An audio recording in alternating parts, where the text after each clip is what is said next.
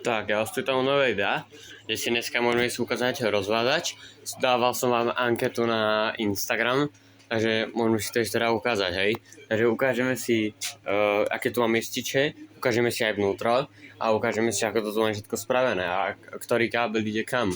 Takže môžeme si to ešte teda ukázať. Takže ako prvé, tu mám hlavný vypínač B16, hej, lebo všetko sú desiny, takže B16, to je iba hlavný ako vypínač, aby ste vedeli vypať hlavný prívod do rozvázača.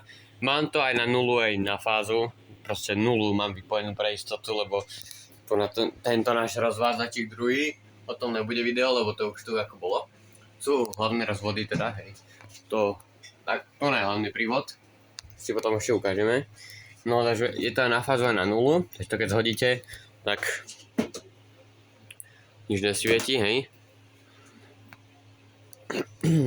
No ďalej, tu mám B10, hlavné svetlá, hej, to sú tieto. Potom tu mám stolík, je to takto, ne, hlavné svetlá, stolík, svetlo, všetko sú to B10, hej, takže stolík, svetlo, nástenka, test zasúka, to je táto. To je tá. Reflektor. Čakaj, to je... Aha, to je tu na vonku. To je tam hore. Tam na tom stĺpe. Tam reflektor. Takže to tam ešte budem musieť dať. Malaga, Gula, Astera a Modus. Reflektor vnútro, prísvit. Hej, tam iba tak mám proste reflektor, hej, na istič. To asi budeme rušiť. A predposledné sú želvy, sú tieto výstavné kusy. Bol to veľmi dobrý nápad, dáva sa na stenu, ale je to také, no, dobre, no, táto želva asi zahodíme potom. Alebo kto by chcel súťažiť želvu, tak no, nemám ešte ďalšiu želvu, takže keď získam ďalšiu želvu, tak to dáme do súťaže, túto želvu, hej. A posledná to je rezerva. No, môžeme si to ešte teda otvoriť, hej, ja mám tu takto spravené vývody, hej. Takže môžeme si to ešte teda otvoriť, to 4 šroby. Počkajte. No, teraz sa pripravte, jak sa to hovorí.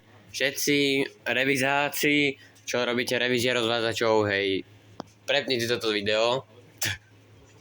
No, ale nevadí, nemám tu žiadne presahy, hej, takže...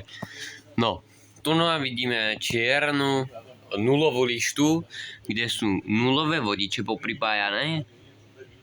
Zemné vodiče sú takéto zapojené, hej, nezapojené.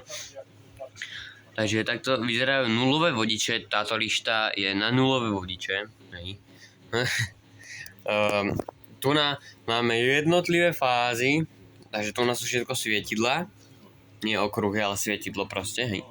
Tu sú dvoje svietidlá, hej, tu na 2 káble, hej, tu 2 káble, pretože toto je jedno svetlo, som zapojené, takže ja keď ho zhodím, tak sa vlastne spadnú všetky, hej. No, takže toto sú hlavné svetlá, tu je všetko nulové, hej, takže takto to tu vyzerá. Tam normálne som nadpájal, ty kokos. Normálne som nadpájal, no. Takže tu je ten hlavný prívod, hovoril som vám, že je to teda na nulu. Nula aj fáza, hej, takže keď to zhodím, tak prúd je iba tu a potom výstup ide, výstup ide na dole, tam je to poprepájané, hej. Tam je to takto popripájané. A potom nula ide sem hore na tento štvorku a tam už nula je tá lišta, no, takže hej, takže jediná fáza je tu, hej, takže tam. Ale keď chcete kompletne, že idete všetko vymieť, hlavný vypínač, tak si to vyťahnete odtiaľ, to je toto stále pripojené. Ale keď to znova nahodím, tak sa to všetko rozsvietí. Au. Takže to bolo asi aj celé video. Moc som vám to k tomu nepovedal, ešte, že to sú OEZ-ky, tieto ističe, hej. Hej, B10 OEZ. No, takže staré OEZ-ky. Takže takto to tu mám vyriešené, je to na 2 švrútoch, to stačí. A takže takto to tu mám vyriešené a no ja neviem čo odpovedať, hej, proste rozvádzač môj. Takže už je video o rozvádači. A ešte som si to nevšimol, keď som to otváral, tak normálne tu mám nálepku, pozor, elektrické zariadenie, takže ešte to tam je v topu, hej.